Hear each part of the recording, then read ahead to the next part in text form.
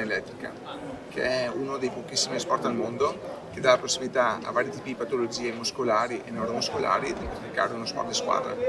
Anche con chi ha il respiratore attaccato alla carrozzina può giocare a questo sport, con pochissima forza fisica, insomma.